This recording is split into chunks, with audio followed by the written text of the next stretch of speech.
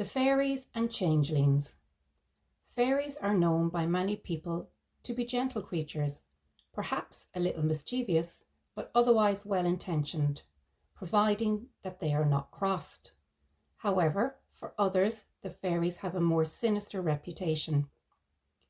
Many believe that the fairies take small children and young people, leaving in their place creatures known as changelings. The replacement would typically be one of three things: a sickly fairy baby, a senile older fairy, or an enchanted log which would take the appearance of the child but would wither and die shortly after. The baby would be taken for one of three reasons: to act as a servant for the fairies to receive the love of a human child, or simply for malice or revenge. Usually it was the fairest or most beautiful children who were taken, and it was predominantly boys. For this reason, boys would be traditionally dressed in skirts from birth to the age of 10 or 11 to deceive the fairies. It was not only babies who were at risk of being taken. Any young man or woman who was fair of form was at risk, as the fairies crave beauty. There were several signs by which knowledgeable people knew a changeling.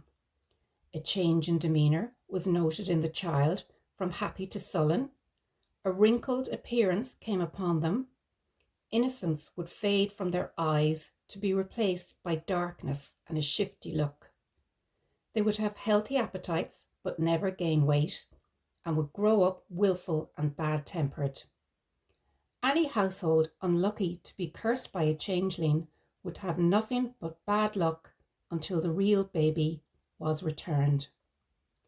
To avoid a baby being taken away by the fairies, parents took proactive steps. Babies would not be given too much attention or paid too many compliments on their appearance, so as not to draw the attention of the fairies.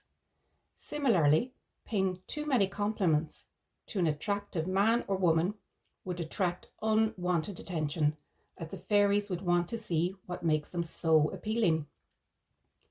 Fairies have a hatred of iron, so keeping some close to the baby will prevent them getting too near. This is why so many homes kept a horseshoe on a wall, and why they are regarded as lucky. Knives and iron tongs from the fire placed near a cradle also helped protect the child. Having the child baptized soon after birth and placing a cross near the head of the bed was also said to keep the fairy folk away. For parents who believed their child had been taken, they had to try and force the impostor to reveal itself. Fairies are confused by eggshells, so serving them food in these will cause them to speak out and reveal their identity. They are also said to love music and are unable to resist playing. If an instrument is left near them, again showing their true self and leading to the captured child's release.